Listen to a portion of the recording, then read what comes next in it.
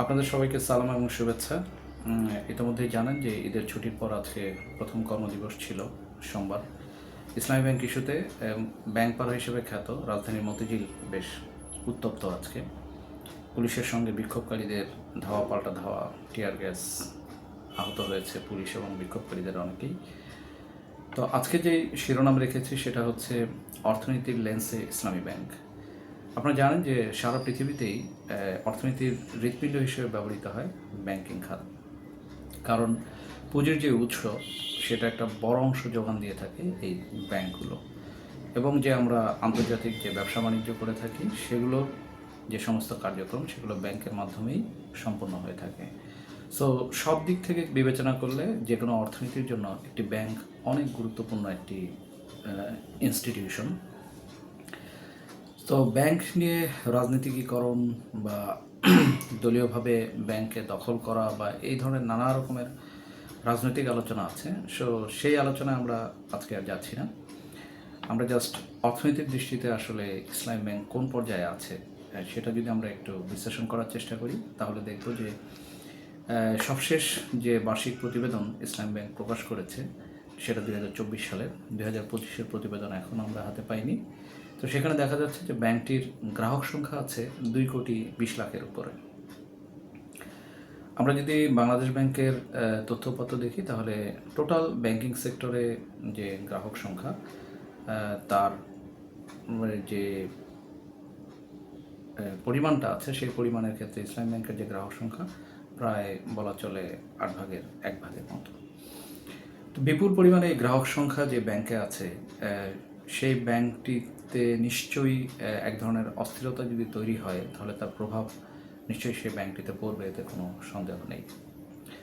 দ্বিতীয়ত, যদি ব্যাংকের ব্যবসার কথা আমরা বলি, আমদানি রপ্তানি এবং রেমিটেন্সের যে ব্যবসা সেটা যদি আমরা দেখি তাহলে দেখতে পাবো যে 2024 সালে যে তথ্য আমরা মানে আমার হাতে আছে সেখানে আমরা দেখছি যে আমদানির ক্ষেত্রে প্রায় 9% এবং রপ্তানির ক্ষেত্রে 5.5%-এর উপরে এই ইসলামী ব্যাংকের মাধ্যমে সম্পন্ন হয়ে থাকে। মানে ব্যাংকিং সেক্টরে যে আমদানি রপ্তানি সম্পন্ন হয়, আমরা জানি যে আমদানি রপ্তানি পুরোটাই ব্যাংকিং চ্যানেলেই হয়ে থাকে। অবৈধ পথে এটা হওয়ার সম্ভাবনা মানে খুবই কম। এছাড়া রেমিটেন্স, যেটা সবচেয়ে বড় একটি ইস্যু আমাদের দেশের জন্য। আমরা যদি এখনকার অর্থনীতির বিবেচনা দেখি তাহলে দেখব যে প্রায় সমস্ত সূচকই নেতিবাচক অবস্থায় আছে। শুধুমাত্র রেমিটেন্স বা প্রবাসীরা যে অর্থ পাঠাচ্ছেন তার উপর ভর করে আমাদের অর্থনীতি এখন পর্যন্ত একটা অবস্থায় টিকে আছে। এই যে গণ অভ্যুত্থান পরবর্তী যে পরিস্থিতি চলেছে, আসলে রেমিটেন্স ছাড়া আমরা কিন্তু সেখানে কোনোভাবেই এই অর্থনীতিকে দাঁড় করাতে পারতাম না। তো সেখানে দেখতে পাচ্ছি যে 2024 সালে ইসলামী ব্যাংকে মানে বাংলাদেশে যত রেমিটেন্স এসেছে ব্যাংকিং চ্যানেলে তার প্রায় 22% এসেছে ইসলামী ব্যাংকের মাধ্যমে। এই পরিমাণটা এর আগে আরও অনেক বেশি ছিল। আপনারা জানেন যে এটা সম্ভবত 33% মতো ছিল, মানে 1/3 ছিল। সেটা কমতে কমতে এখন 22% এসছে। আমরা জানি যে 2013 সাল পরবর্তী ইসলামী ব্যাংকে যে দখল প্রক্রিয়া বা যেভাবে দখল করা হয়েছে এবং তারপরে এই ব্যাংকটি থেকে ঋণের নামে যেভাবে বিভিন্ন সময় অর্থ বের করে নেওয়া হয়েছে, তার ফলে ব্যাংকটির যে দুর্বল পরিস্থিতি তৈরি হয়েছে, সেই কারণে এখন যে রেমিটেন্স যেটা প্রায় 1/3 ছিল সেটা এখন অনেকটা কমে আসছে। তাহলে আমদানি রপ্তানি রেমিটেন্স এবং যদি আমরা গ্রাহকদের সংখ্যা চিন্তা করি, এবং সেখানে একটি ইনফরমেশন আপনাদের বলতে ভুলে গেছি, সেটা হচ্ছে যে ব্যাংকিং সেক্টরে মোট যে আমানত রয়েছে সেই আমানতের প্রায় 10% আছে এখন পর্যন্ত ইসলামী ব্যাংকে। আর প্রথম বেসরকারি ব্যাংকের 1,00,000 কোটি টাকা আমানতের যে রেকর্ড সেটা কিন্তু অর্জন করেছিল ইসলামী ব্যাংক। সো এই ব্যাংকটার নানা রকমের অর্জন আছে। তো সেখানে আজকে বাংলাদেশ ব্যাংকের মুখপাত্র একটি কথা বলেছেন যে কোনো ইনস্টিটিউশন যখন দাঁড় করানো হয়, বিশেষ করে যে ব্যাংকগুলো, সেখানে হয়তো রাজনৈতিক নেতৃবৃন্দ বা রাজনৈতিক ব্যক্তিবর্গ থাকতে পারে এটার উদ্যোক্তা হিসেবে, কিন্তু এটা যখন প্রতিষ্ঠান হিসেবে পরিচালিত হয় তখন সেখানে তাকে রাজনীতিকীকরণ বা তাকে রাজনীতির লেন্স দিয়ে দেখাটা আসলে ঠিক না। তো ইসলামী ব্যাংক যারাই প্রতিষ্ঠা করে থাকুক না কেন বা যারাই এটাকে নিয়ন্ত্রণ নেওয়ার চেষ্টা করে থাকুক না কেন, সেটা তাদের রাজনৈতিক পার্ট। কিন্তু আমরা যদি অর্থনীতির অংশটাকে যদি দেখি তাহলে দেখতে পাবো যে এই ব্যাংকটি আমাদের অর্থনীতির একটা বড় অনুষঙ্গ হয়ে আছে, বা অর্থনীতির জন্য একটা প্রায় মানে হিসেব করলে দেখা যায় যে অর্থনীতির প্রায় 10% কাছাকাছি হয়তোবা এই ব্যাংকের একটা কন্ট্রিবিউশন রয়ে গেছে। তো ব্যাংক খাত যদি একটি অর্থনীতির হৃৎপিণ্ড হয়ে থাকে আর সেই হৃৎপিণ্ডের একটা অংশে যদি সমস্যা তৈরি হয় তাহলে যে পুরো অর্থনীতি ঠিকভাবে কাজ করবে না, এইটা কিন্তু একদমই বলে দেওয়া যায়। তো যেহেতু ব্যাংক একটি খুবই সফিস্টিকেটেড একটি প্রতিষ্ঠান, মানে এটা খুবই নাজুক একটি প্রতিষ্ঠান, এই অর্থ নাজুক প্রতিষ্ঠান যে মানুষ দেখে যে আসলে কোন ব্যাংকটা ভালো। আপনি আমি যখন ব্যাংকে আমানত রাখতে যাই তখন দেখি যে আচ্ছা ওই ব্যাংকটা ভালো, পরিচালনা পর্ষদের লোকজন ভালো, এই ব্যাংকের স্বাস্থ্যটা ভালো আছে, তাহলে আমি ওখানে টাকা রাখি। সবাই কিন্তু এভাবেই চিন্তা করে। তো এখন প্রশ্ন আসছে যে ইসলাম ব্যাংকের গ্রাহকরা কি তাহলে এই অস্থিরতার মাঝে তাদেরকে সরিয়ে নিয়ে যাবেন? হ্যাঁ, নিতেও পারেন।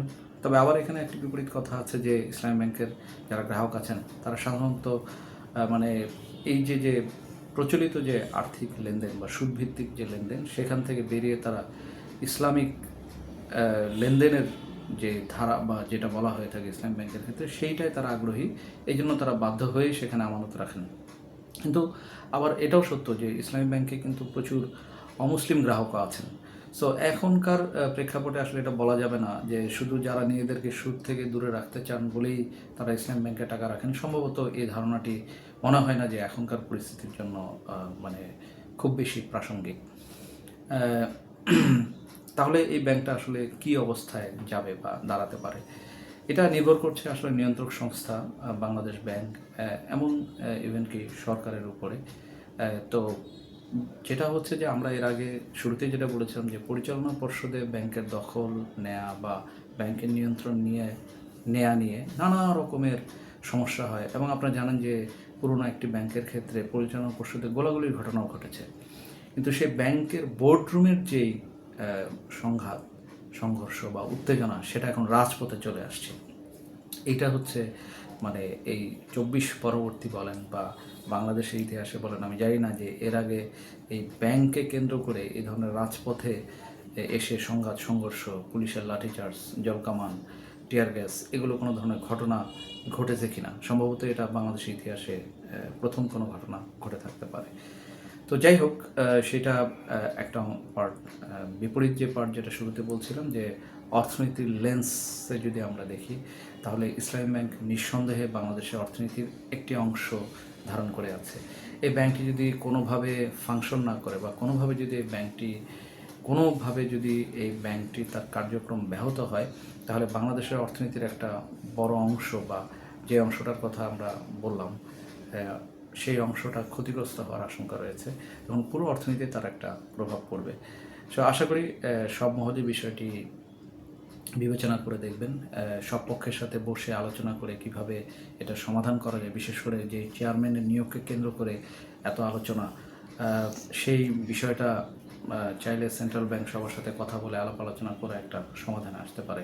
কিন্তু সবার আগে রাজনীতির চাইতে আমাদেরকে অর্থনীতির দিক থেকেই চিন্তা ভাবনা করতে হবে, কারণ অর্থনীতির যে বড় রকমের একটা সংকটের মাঝে সারা পৃথিবী আসবে। ইতিমধ্যে আপনারা জানেন যে ওয়ার্ল্ড ইকোনমিক ফোরামের একটা জরিপ করেছে, সেখানে 94% অর্থনীতিবিদরা বলেছেন যে ভয়াবহ একটা মূল্যস্ফীতি আসতেছে। তার মানে হচ্ছে আমাদের জীবনযাত্রার ব্যয় অনেক বেড়ে যাবে। আপনারা যদি ইরানে যান কখনো তাহলে দেখবেন যে তারা একটা রুটি কিনতেছে আমাদের টাকায় লাখ টাকা দিয়ে। তো আমরা আশা করি যে আমাদের অর্থনীতিও সেই অবস্থায় যাবে না, তার আগেই আমাদের বিজ্ঞ সরকার এবং সংশ্লিষ্টরা যারা আছেন তাদের বোধোদয় হবে এবং তারা এই ইসলামী ব্যাংক ইস্যুটাকে একটা শান্তিপূর্ণ সমাধানের দিকে নিয়ে যাবেন বলে আমরা আশা করছি। এতক্ষণ ধৈর্য ধরে আমাকে শোনার জন্য সবাইকে অসংখ্য ধন্যবাদ। ভালো থাকবেন, সুস্থ থাকবেন।